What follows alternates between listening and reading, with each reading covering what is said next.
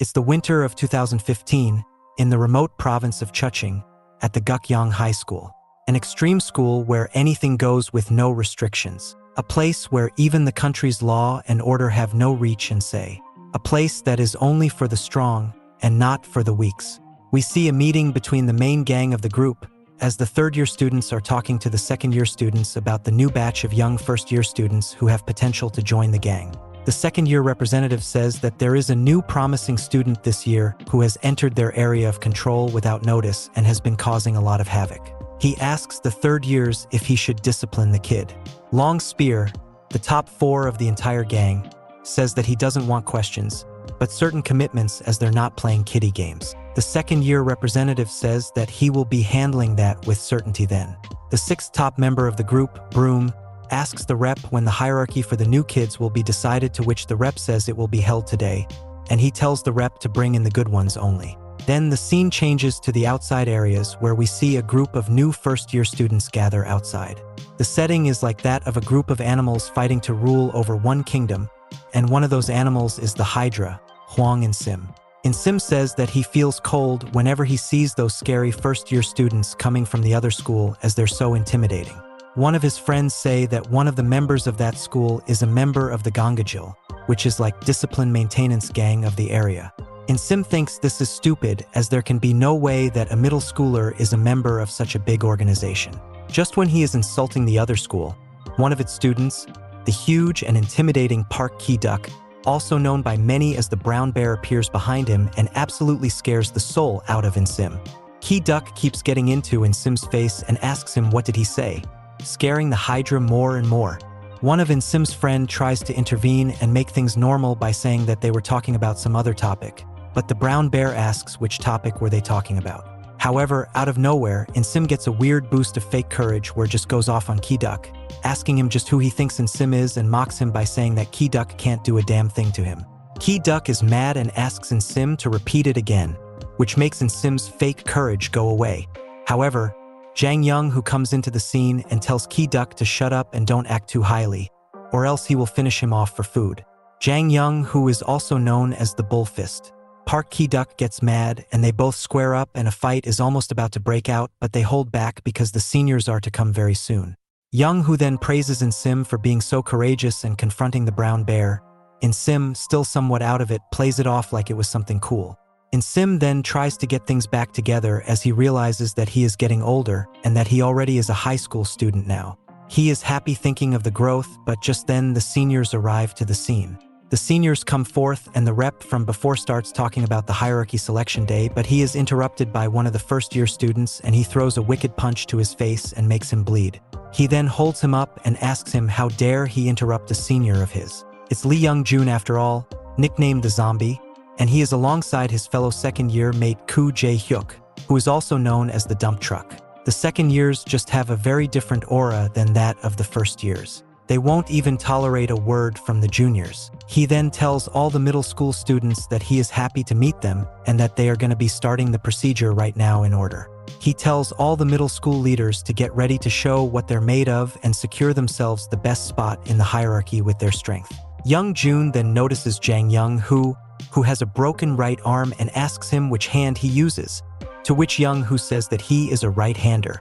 Young Jun asks if he will be fine, to which Jang Young Who says that even though he is wounded, he is a wounded tiger and that he will not let go of his prey. This line fires everyone up, and In-sim wonders how Young Who is still so brave with a broken arm. This kind of attitude also impresses Lee Young-jun a lot as he tells everyone to get ready and starts off the hierarchy battle right away, while In-sim is left standing dumbfounded, not knowing what to do. Meanwhile, back in the school, we see the teachers talking in the staff room when a ridiculously huge man enters the room and scares off everyone. The elderly teacher is shocked to know that it's a student, the mysterious first-year transfer student named Na Seon-wook. Back at the first-year hierarchy decider battle, it has started, and it has started off with a bang.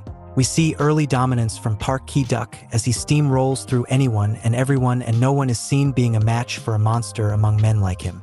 However, the last remaining leader on Park Ki-duck's path to utter dominance in this hierarchy battle is none other than Jang Young Who, the Bullfist. Lee Young-jun and Koo Jae-hyuk are both excited as they want to fight out who really is the tiger and who is the prey in this situation. Park Ki-duk says that he will finish off Brokey, referring to Young, who before launching himself forward in order to take on the wounded Bullfist.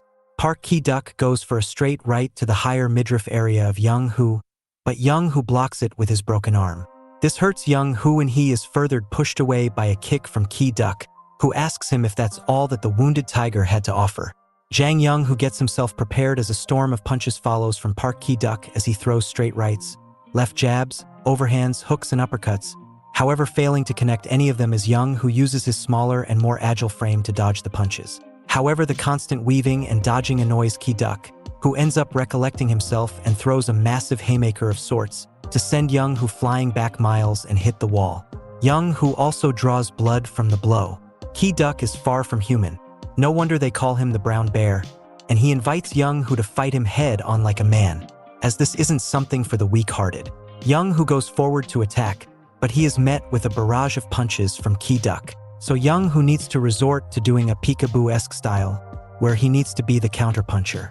Park Ki-duk sees through this and understands that Young, who is looking for an opening to throw a left hook, and he is ready for it. However, Young, who changes momentum mid-movement, and it seems like that he will hit a hook with his broken right instead. However, it is too late for Ki-duk to protect himself, and Young, who lands a thunderous right hook which drops the monster. Jang Young, who has slayed the beast, or has he? No, because Ki-duk isn't down yet and he gets right back up to fighting position. He asks if that's all that Young, who has to offer before approaching him and throwing a left hook. That would make Mike Tyson proud. Young, who had severely hurt his right arm from that hook he delivered and failed to put up a proper guard against the shot, and it is enough to knock out the Bullfist. Everyone applauds Park Ki-duk and Young-jun, and Jae-hyuk tell him to organize and report to them from next week onwards, making him the official leader of the first years. People make fun of Young, who, calling him more akin to a punching bag than a tiger.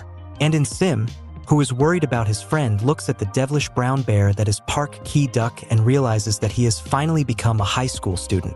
Back at the school, we see that the transfer student Na Seon-wook say that he came all the way from Seoul to Chuching by accident.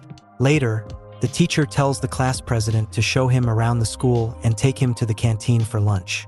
The girl is very much intimidated but tries to start a conversation. She asks him what his name is, to which he replies with his name. She also tells him her name, which is Kang Minju. She also asks him if he is from Seoul and tells him that they're gonna have the special pork bun for lunch that day. Na Seon-wook, who is rather inexpressive, shows some hint excitement for the pork bun. However, they have to stand in a huge line. Another guy who is excited to check out the pork bun stands behind them in the line, but he is a prick, so he pushes the poor girl, Kang Minju, and almost makes her fall, but she is caught by Na Seon-wook, like it's a romantic fairy tale. Is the giant man Minju's knight in shining armor? Na Seon-wook asks her if she is okay before asking the guy who pushed her to be careful with his steps. The guy is a delinquent, so he tries to talk crap and intimidate Seon-wook. However, after looking at him once, he immediately says it was a joke and finds excuses to get out of the way. Meanwhile, Na Seon-wook still has Kang Minju in a princess carry, so she tells him to let her go. Minju then guides Seon-wook to a table nearby, and they sit down together to eat lunch. Meanwhile, on another table, we see the guy who pushed Minju talk with his friends about what's happening. They say that seeing that huge monster Seon-wook pisses him off and he can't believe how he behaves. And they also can't handle it how Seon-wook, from their perspective, has already started getting it on with the very cute Kang Minju. So they decide to mess up Seon-wook and Minju's time together by going to their bench and interrupting their lunch. The crew shows up and sits beside Minju and Na Seon-wook. They say that they want to be friends and eat together with them, when they're just there to harass them. One of the guys wants them to share food with him and his crew, and they start to tease Kang Minju too by telling her that she looks good with Na Seon-wook. Minju explains to them that Seon-wook is just a new student she is helping out, but they still make fun of it. This angers Minju, who gets up and says that she doesn't want to eat with them and asks Seon-wook to leave with her. However, one of the guys curses at her and tells her to sit down and eat nicely or they'll do bad things with them. Na Seon-wook starts eating and he quickly finishes off most of his food, bar the bean sprout soup and pork. One of the jerks tries to take advantage of this and eat up Seon-wook's share of pork. However, Seon-wook stops his chopsticks with his own. Seon-wook's strength is too much and the jerk can't break out of it, but he warns Seon-wook to leave him or they will mess him up. The jerk then gets his way and eats Seon Wook's share of the food. However, they leave the bean sprout soup off and instead drop it on Seon Wook's head to bully him. However, they've made a mistake and Seon Wook gets off from the table and bangs his hand on it. His sheer aura makes the jerks piss their pants. He then asks them if they are picking a fight with him before leaving with Kang Minju. However, this was seen by another delinquent of the school, who was wearing a blue jacket. He saw Na Seon Wook's aura and found it interesting. Meanwhile, we see the first-year members of the gang enter the canteen, led by the brown bear, Park Ki-duck, and everyone else follows him, including Jang Young-hoo and Hwang In-sim. In-sim wonders just what would have happened if Jang Young-hoo's arm didn't get hurt. However, what they see stops them on their tracks and they start spectating it in intrigue.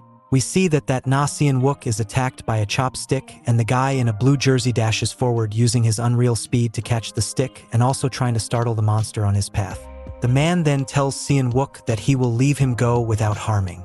However, just as he is walking away, Na Seon Wook calls out to him. He tells him that what he did had startled Seon Wook and that he doesn't give a damn about the hierarchy and that he will finish him off if he tried that again. Hwang In-sim, one of the spectators, is left dumbfounded by what he had just seen. However, he notices the person in the blue jersey. It's none other than Sudako. Meanwhile, Sudako is pissed off by the blatant show of disrespect from Na Seon Wook and says that he probably has no idea about the rules of the school. He lays down some of the fundamental rules that all juniors should follow with no exceptions. Those being, rule number 1, the juniors should always worship their seniors. Rule number 2, the juniors need to always look up to the seniors at all times. Rule number 3, if you have to fight someone, do it while keeping the respect of the seniors. Rule number 4, do not try to act like you're in the same position as the seniors. And finally, rule number 5, never dare make eye contact with the seniors. After stating all these rules, he says that from now on, Na Seon Wook needs to learn how to respect, and saying so, he dashes right into attacking Na Seon Wook. He uses his incredible speed once again to try and throw a quick and hard punch. However, Na Seon Wook is unbothered by this, and it seems like at the very last second, he calls Sudako slow before easily dodging the punch. Everyone is left baffled as to how the huge monster has the ability to dodge such a quick punch in no time. Na Seon Wook then says that it's his turn to hit, and he gets in perfect position to hit Sudako with a powerful hook punch, but something kicks in inside of him. He remembers a promise he made to someone who was sick in the hospital. He said that he will have a problem-free school life from there onwards. So Na Seon Wook holds back and decides not to punch, and this allows Sudako with a nice opportunity to hit a hook of his own and drop the giant. The feeling is seemingly restored upon seeing the third-year drop the first-year junior. Sudako tells Seon Wook that he doesn't care about him being new or anything. He is a third-year student after all. Kang Minju quickly goes over to attend to Seon Wook, who is knocked out cold. Lots of people had gathered to see this fight, and the PE teacher notices this and tells everyone that if they have so much energy, they should instead use it in PE class. This brings back everyone to being normal as they walk off. On the other hand, we see Kang Minju carrying out the much bigger Seon Wook despite him being heavy. He regains back his senses and asks him if he is okay, to which he gets off of her and instead asks if she is okay. She is slightly flustered by this and says she is fine and says that they should go to the infirmary. However, Seon Wook says that they should directly go to class, and Kang Minju ends up agreeing. On the terrace, we see the second-ranked member of the gang, the Korean Beagle, Kim Ji-hee, laying down a vicious beatdown on a guy while Sudako walks by. Kim Ji-hee, while he is still beating up the guy, asks Sudako about what went down, and he explains by saying that a new guy was causing problem and that he had no other choice but to do what he did.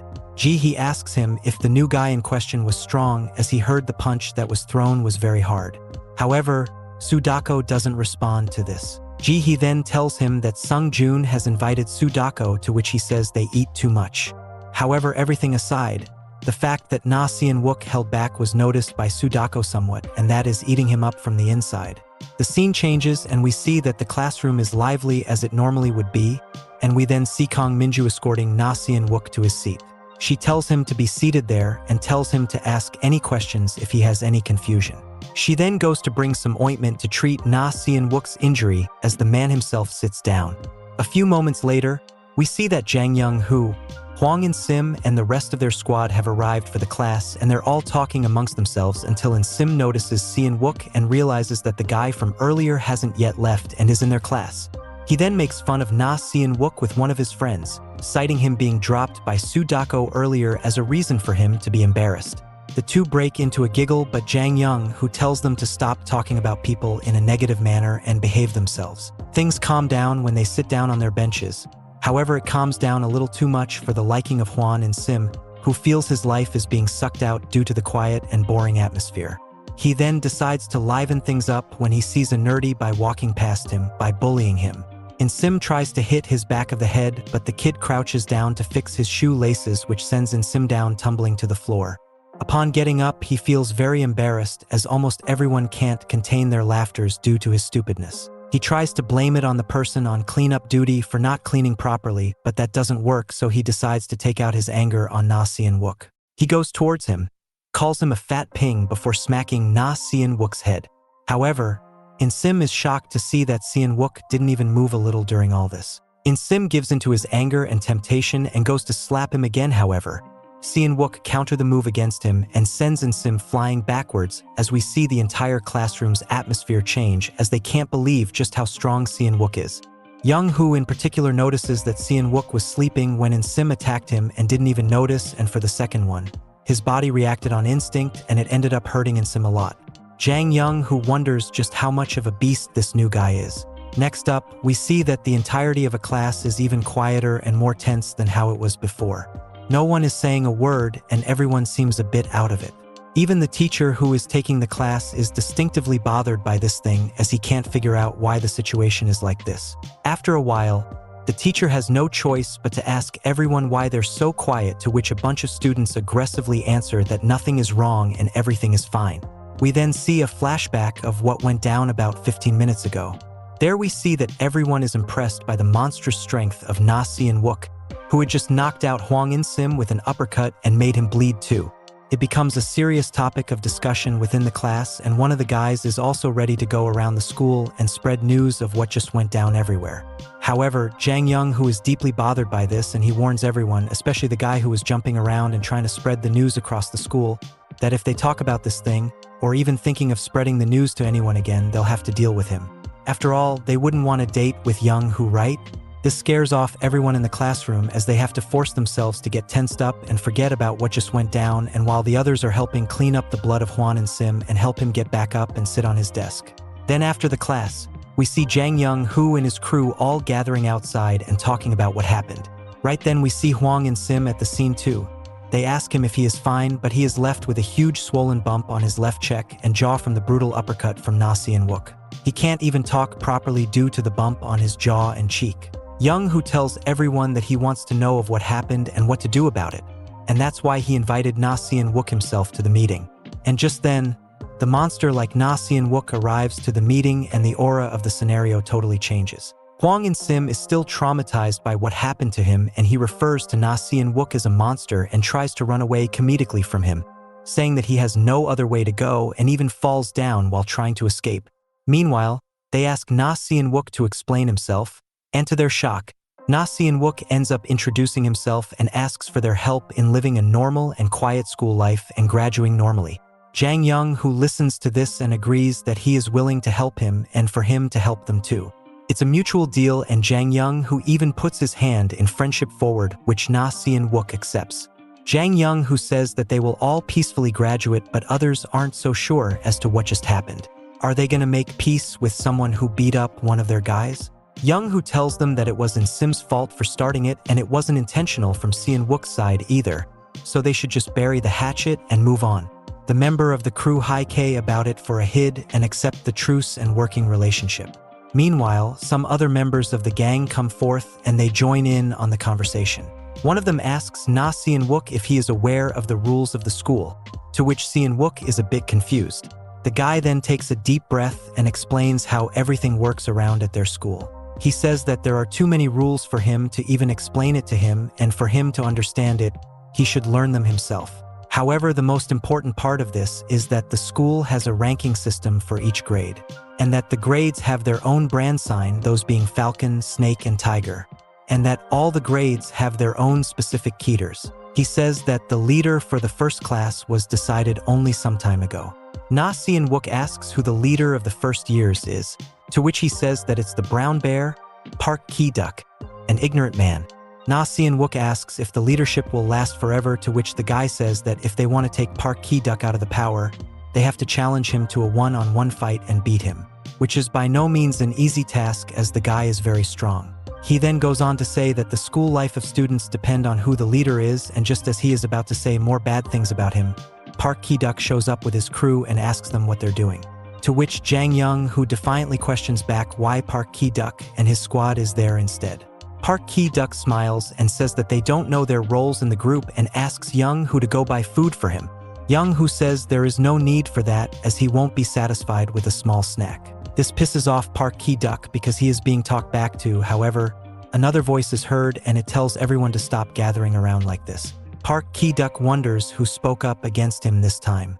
And it is no one else but Na Seon-wook who tells everyone to not make anyone uncomfortable. This angers Park Ki-duk beyond limits, as he is about to fight Na Seon-wook for misbehaving with him. However, that doesn't happen because one of Park Ki-duk's crew members asks to be the one taking care of Na Seon-wook instead. Despite the guy being less than half the size of Na Seon-wook, he is still confident that he will be able to take care of and bully Na Seon-wook easily. He starts off by making fun of Na Seon-wook's weight. He calls him a ping, and when Na Seon-wook doesn't reply to him, he says that Na Seon-wook must be hearing impaired thanks to being overweight and that he has man boobs. He still can't get under his skin, so he decides to go even lower and attack his clothing sense. He starts off by picking up the cap of Na Seon-wook a little to see his face, then he checks out the labels of the cap and asks if it is some cheap cap he had gotten from the roadside. This angers Na Seon-wook, who doesn't say a lot, but he tells the chump to put the cap back on Seon-wook's head just like how it was. The guy, quivering in fear, ends up doing just as Seon-wook ordered him to.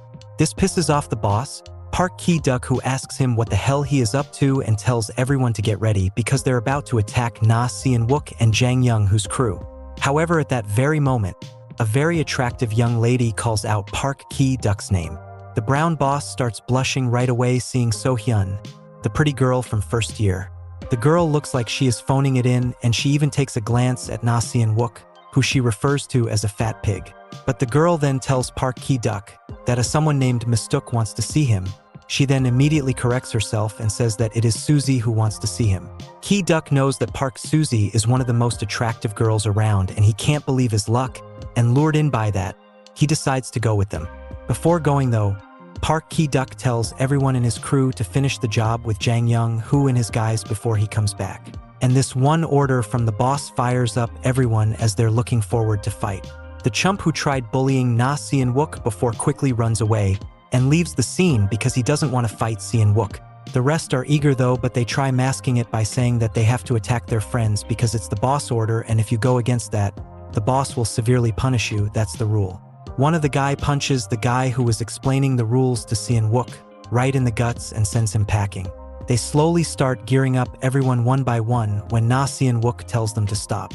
He tells them that a real friend would never bully their friends. This makes everyone in the opposite crew laugh in amusement, but Na Seon-wook isn't messing around, and he says that from now on, he will start asserting control. Back at the school, we see the leader of the second years, Young Jun, talking to one of the third year guys. Young Jun tells him that Park Ki-duk has been selected as the leader of the first years as he is the strongest from that year. The third year guy then asks Young Jun if Park Ki-duk is stronger than he is. Young Jun says that despite being very strong, Park Ki-duk is just a first-year student and thus has a lot more to develop. This makes the third-year guy happy as he is stronger than another guy. However, Young Jun does add that Park Ki-duk is in a league of his own amongst the first years. Meanwhile, we go back to the fight outside of the school where Na Seon-wook tells everyone that bullies aren't his friends and that he will start subjugating from now on. After saying this, Na Seon-wook hilariously breaks into a strep dancing routine. His dancing leaves everyone baffled as to why he is doing it, but it's a good diversion for him to put out sand everywhere to blur everyone's vision. Suddenly, one of the guys sees Na Seon-wook's silhouette and tries to attack it. However, the big guy is too nimble on his feet, and he hits the empty air. The guy is shocked and is wondering where Na Seon-wook disappeared to, before Na Seon-wook suddenly appears behind him and smashes him down to the ground. This puts everyone on notice as they realize that they're being hunted by a monster. Next up, Na Seon-wook hits another guy in the chest and sends him flying back into a wall. Such is his strength. Everyone is terrorized by his power, and slowly, one by one, he takes out every viable threat. Then the guys from Jang-young, whose crew, talks to Seon-wook, telling him that what he did might have been too much, as if the seniors hears about this, it will definitely anger them, and then it will be the end for them. After all, they're gonna be no match for the seniors. Jang-young, who defends Na Seon-wook though, saying that what Seon-wook did was necessary, and if he hadn't done it, Young-who would have done it himself. That is when we see one of the remaining guys from Park Ki-duk's squad trying to escape when he finds Hwang In-sim, who had just got up from falling down earlier. The guy then frames Hwang In-sim as the boss of the rebel crew and labels him as the main perpetrator of everything and takes him with him to Park Ki-duk. After taking Hwang In-sim to Park Ki-duk, the chump blames it all on Hwang In-sim, saying it was him who attacked them. He has seen him do it with his own 2 eyes, and he also says that In-sim is the boss of the crew that rebelled against Park Ki-duk's leadership. Park Ki-duk finds all of this kind of hard to digest, as he can't comprehend how a loser like Hwang In-sim could be behind such a huge beatdown. And In-sim himself denies all the allegations. However, the chump says he is 100% sure that In-sim is the boss of this rebellion. Despite finding it hard to believe, Park Ki-duk is in a spot where he must make a decision and punish Hwang In-sim, and just at that very moment, Jang-young, who arrives at the site. Young, who tells Park Ki-duk that both of them know it very well that someone like Hwang In-sim is not behind this attack. That is when the chump starts saying that he might have gotten the wrong guy, even though he insisted that he was 100% sure that it was In-sim who was the boss and the main perpetrator.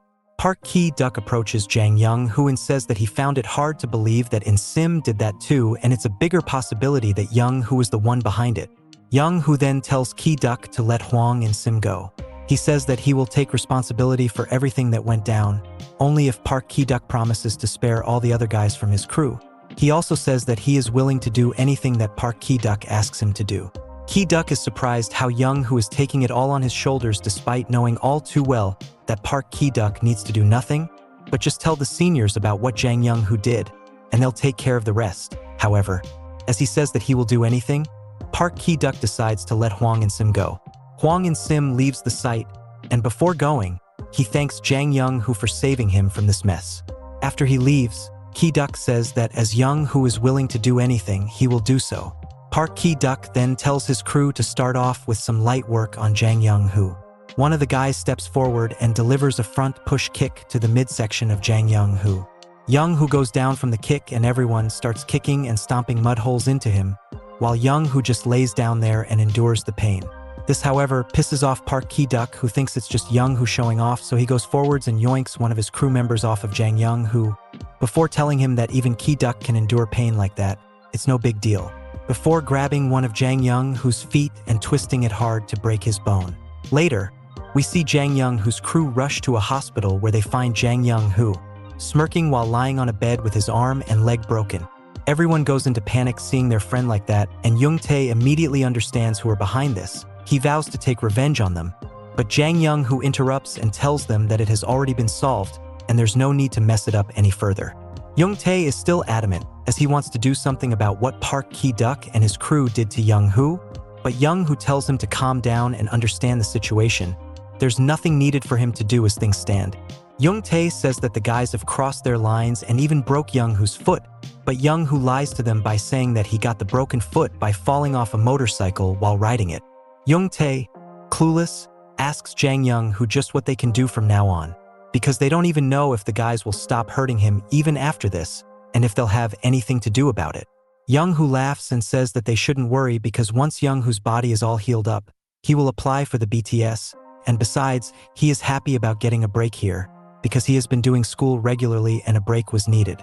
After hearing this, Na Seon-wook slowly walks out of the room and is on his way out of the hospital too, but he is chased down by Young-tae who asks him where he is going.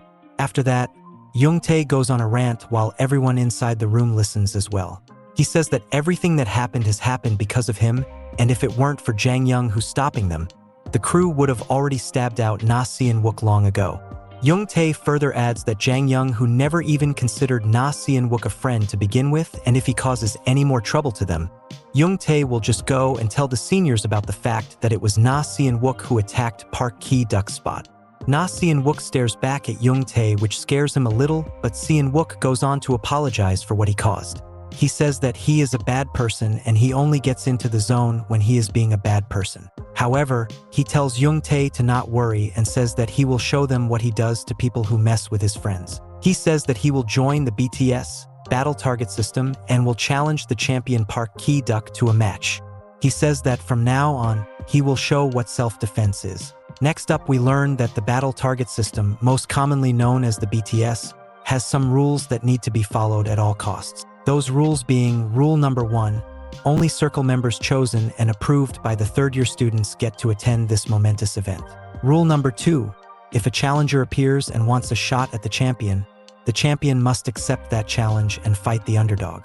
It is also to be noted that everyone gets one chance at the current champion, so no repeats. Rule number 3, the fights in the B.Ts are always contested in a bare fist, bare bodies manner.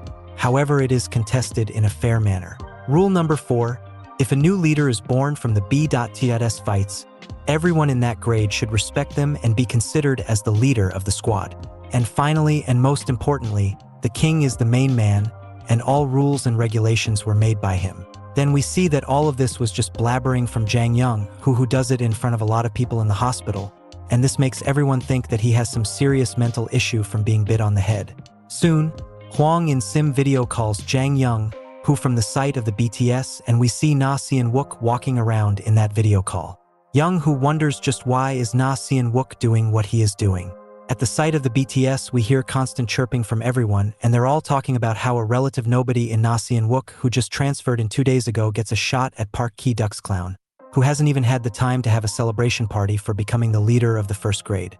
However, it's the boss who approved it, so no one can say anything. We then learn that the seniors are coming, and soon we see several second-year students come in to watch the fight, which includes the captain of the 1998 born students, second year's Oh Chong-suk. We also see the second year's beauty queen, Park Suzy, watching the matchup, and she notices Na Seon Wook and wonders why the fat pig is doing what he is doing, but when he looks at her, she just admits that Na Seon Wook is exactly her type and jumps around in love. Park Ki-duk also notices this and is pissed off. We then have the second years asking Na Seon Wook to bow for them, and after that, they go get seated. They wonder why Na Seon Wook is causing so much trouble, and they find it crazy that he is coming for BTS so early on. Just then, they all realize that the senior most people are here too. They all get up and down for the third years. This includes the 6th place, Park Hong do the 5th place, Choi Do Hyun, 4th place Ju Tae-yong, 3rd place, Park Chun-sikyeon, 2nd place Kim Tae-hee, and to everyone's surprise, the 97 captain, the king of the entire school, is here too. Everyone is taken over by his sheer aura, and they all bow down for the king, Ma Suk-pil. Ma Suk-pil sits down, and everyone, including Hwan and Sim, is still in awe, as he wonders just how cool the king of the school is. Ma Suk-pil says that he will keep it short and sweet. He says that it has been a while since the last battle target system event. He says many of them might be wondering why a virtual nobody is getting a shot at the crown of being the 99 boss. Then he changes his mood and goes serious to say that it doesn't matter because the king of the school, has approved of it. He then orders the match to commence. The match is going to be officiated by the trustworthy Young Jun, who says that the match will be held for the crown of Park Ki-duk, and the underdog challenger in this case is Na Seon Wook. He explains that the matches continue until one of them gets knocked down or if any of them decide to surrender. He further adds that as the referee, if he calls for the stoppage for one reason or another, that will also be considered a finish. He then pokes at their crotches and says that they can attack anywhere but there, and so the first-year BTS fight begins now. The fight starts right then and there, and it's Park Ki-duk on the attack. He isn't one for measuring up for anything. He just shuffles forward and starts with a cross right that is blocked by Na Seon Wook's massive forearms. However, Park Ki-duk isn't one to stop after one punch, so he goes forward on the attack again and keeps hitting non-stop lefts and rights to Na Seon Wook, who is once again using his big girthy forearms to take the damage instead of his face. The unloading continues, and after a while, Park Ki-duk loads up a big right cross. He twists his body and lands it with as much power as he could have. However, that is also blocked by Na Sien-wook. This time though, the sheer impact of the punch from Park Ki-duk pushes Na Sien-wook a few feet back.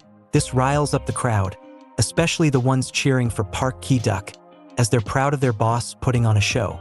But people with a better understanding of the fight game knows that the one in the advantage isn't Park Ki-duk, it's Na Sien-wook. Park Ki-duk went all out and threw out all his best hits with as much power he had, which in result has worn him out and he seems like he is at a lack of stamina. Whereas Na Sien-wook stood his ground, and while the punches definitely hurt his forearms, it still made sure that Park Ki-duk didn't hit his vital spots, and hence, he is still standing in a much better physical and mental condition than Park Ki-duk. Park Ki-duk understands that there is something wrong. He is at a lack of breathe, whereas none of his best shots did any particular damage to Na Sien-wook. He understands that despite landing more blows to Sien-wook, he is the one who is feeling like he got hit.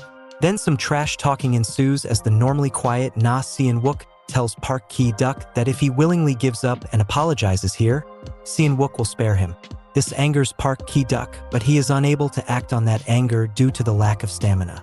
Park Ki-duk wonders why it is that way for him. Was it because of what Sudako said before the fight? Did that get to him? We see a mini flashback to 3 hours before the fight, where Park Ki-duk was walking with his minions in the hallway. They were curious as to who this Na Sien-wook guy was, and they get to know that it was the guy who got knocked out by Sudako in the canteen. They understand that the fight is unnecessary, but it's still gonna be a cakewalk for Ki-duk. That is when one of the minions run into Sudako, who commands for their respect and wants to be addressed as Hyeongnim, which is an honorific for seniors in Korea. However, Ki-duk squares up to Dako. Dako asks Ki-duk if he is the so-called Captain 99, to which Park Ki-duk says that he is glad to meet a relic of the past on his way. This makes Sudako act up, as he uses his speed to seemingly go for a punch. Ki-duk notices and goes to hit one himself, but they both stop. However, it was evident that Sudako would have landed the pinch before Ki-duk. Dako tells Ki-duk that he won't be able to beat the challenger in his upcoming BTS debut, because he just isn't up to the task. He says that Park Ki-duk can't even handle a relic of the past on his own, so there is no way he will be able to handle his challenger before walking off. Ki-duk's minions tell him that it's just Dako talking crap, and that Dako is no match for him. However, this has seemingly got into Park Ki-duk's head as he wonders if he will be able to win his bout against Na Sien-wook. Back to the fight, Na Sien-wook asks for an answer to the question he asked to Park Ki-duk about apologizing, and this fires him up. Park Ki-duk, with adrenaline running through his veins, goes full beast mode and throws a super strong and hard combo of punches to Na Sien-wook. He goes all out. However, the result isn't much different. The combo of punches seem to have no effect on Sien-wook, and this totally breaks down the confidence Ki-duk had. Na Sien-wook asks Ki-duk if that's all he had and says that he absorbed everything he threw at him. Na Sien-wook then says that he is done absorbing and now it's his time to dish out some divine beatdown on the guy who messed with his friends. Na Sien-wook uses his unreal agility to dash forward towards Park Ki-duk, loads up his right hand, and did what could only be called as an unusual but utterly devastating move. Na Sien-wook uses only his right arm to throw rapid and precise crosses to Park Ki-duk with incomprehensible strength and destroys the leader for the first years. Park Ki-duk is left groggy and bloody as he drops down to a knee, and Na Sien-wook again tells him that he will stop it right here if Ki-duk gives up and apologizes. He then goes to light up a cigarette but is stopped because it is against the rules to do that during a BTS bout. Whereas Park Ki-duk goes into a crisis thinking if an unsinkable ship like him finally got sunk by the immovable object that is Na Sien-wook. He then fights back against his urge to lay down and gets back up, refusing to quit. He goes dirty and brings out a pointy and sharp brass knuckle, puts it on and lands a Superman punch on Na Sien-wook's face, leaving him with a nasty cut. Na Sien-wook falls down and we see the floor they were fighting on getting covered in his blood. Everyone is dumbfounded by what just happened. Everyone thinks it is cheating and warrants a disqualification. No way will Park Ki-duk get away with cheating, right? The usage of foreign object in a fight truly pisses off the referee, Young-jun. He curses out on Park Ki-duk and says that he can't let him get away after doing this in such a sacred fight. Just as he was about to call the fight off for good, someone tells him to let the fight continue. That someone in this case is the 97 captain, Ma Suk-pil. The king tells Young-jun to let the fight roll on as it is. This confuses everyone in the audience as they can't understand why the boss would order for the fight to continue when Park Ki-duk clearly cheated. Young Jun also tries to explain to Suk-pil that the BTS stage is sacred and such act is considered against the rule, but this angers the king, who curses out loudly and shouts for the fight to continue despite the cheating. The shout from Ma Suk-pil is so powerful that people can feel the effect of it physically, such as the aura of the king of the school. Young Jun, overwhelmed by that said aura, lets the fight continue, and this allows Park Ki-duk to take control of the fight, as he can now do anything. Meanwhile, in the hospital, we see that Jang Young, who is getting off his bed in anger of what is going down, and Hwang In-sim in the arena is seen on his knees from the impact of what happened. The King Suk-pil is clearly on board to see some more violence as he orders Park Ki-duk to finish off Seon-wook for good. Park Ki-duk wants to do the same as well, and he goes for the final blow to finish it, but before he could hit Na Seon-wook with it, Young-tae valiantly jumps in between them and takes a wicked shot to the side of the head with the brass knuckles on from Ki-duk. Young-tae is immediately knocked out by this, and his friends are left even more vulnerable. Park Ki-duk's hand is now filled with the blood of his enemy, and he is seen like a man possessed. Whereas Ma Suk-pil is enjoying every moment of it and wants Park Ki-duk to finish off this whole thing right away. Right then we see a flashback where a child Park Ki-duk is being assaulted by an abusive father. We learn that growing up, his life was a living hell. His father would call him useless, and that caused him a lot of pain. However, as he matured up little by little, he discovered a tenacious side to him. He would go into organized fight between delinquent groups and knock out all his opponents with ease. This would get him acknowledged by everyone, and it would make him feel not useless. He would finally feel like there was something for him in life, and hence he vowed to always win no matter what, to keep getting acknowledged by people, or else he will become useless. And so we are back to the present, where we see Park Ki-duk ready to do anything to win. However, Na Seon-wook is back up, and he isn't holding back any words. He tells Park Ki-duk that he had given Ki-duk a chance to finish him off. However, that opportunity was blown by him, and with that it's his time to bring back Park Ki-duk to the good side with some righteous hits.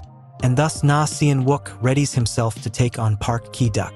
Park Ki-duk rushes in to finish off Seon-wook with the brass knuckles. However, Na Seon-wook uses a simple technique. He takes a step back and makes Park Ki-duk miss, and taking the step back allows him to gain even more power to put into the blow that will cleanse Park Ki-duk. As everyone is in awe of what is transpiring before their eyes, Na Seon-wook loads up and delivers a straight right that knocks Park Ki-duk out into oblivion. And your winner and the new champion of the 99 batch is Na Seon-wook. Just as the bell rings and Na Seon-wook is announced as the winner, we see it all from Park Susie's point of view.